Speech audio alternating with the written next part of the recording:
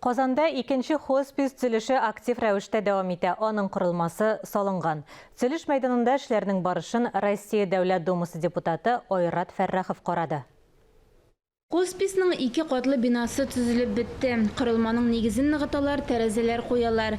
Хәзер төп бурыч салкыннар башланганчы бинаның диварларын жылыту материаллары белән тышлау.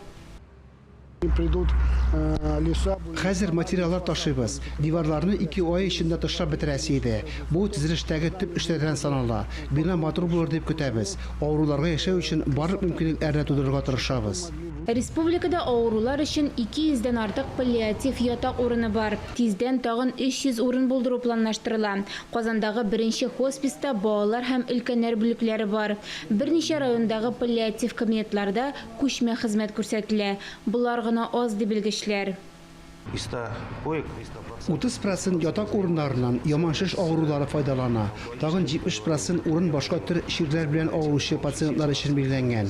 Күпчелеге баш мие, йөрәк кан әйләнеше бозылган, инсульт, инфаркт кичергән кешеләр.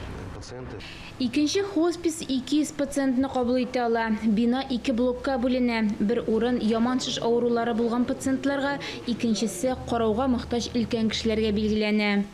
Бик күп эшләр эшләнгән һәм алдагы көннәрдә тагы яртысыннан да күбрәк эшләргә кирәк һәм аның уникаль проекты һәм менә бу иң авыр авыруларга өчен һәм Европада һәрбер илдә бу хоспислар бар. Сез беләсез, бездә беренче балалар хосписны ачылды. Ул бик әйбәт эшләп бара һәм бөтен Россиягә ул пример булып тора һәм менә шушы хосписны үзенең мәчете белән, үзенең ширкәве белән монда тагы без төзелергә җиткерәсе килә һәм алдагы көннәрдә бөтен кешегә кем ярдәм итте беренче хосписка бик зур рәхмәтле әйтәсем килә.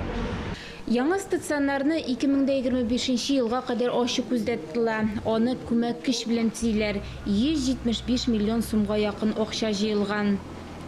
Эшләрне тәмамлау өчен 2 тапкыр күбрәк акча кирәк. Хоспис төзелешенә теләгән һәркем үз өлешен кертә ала.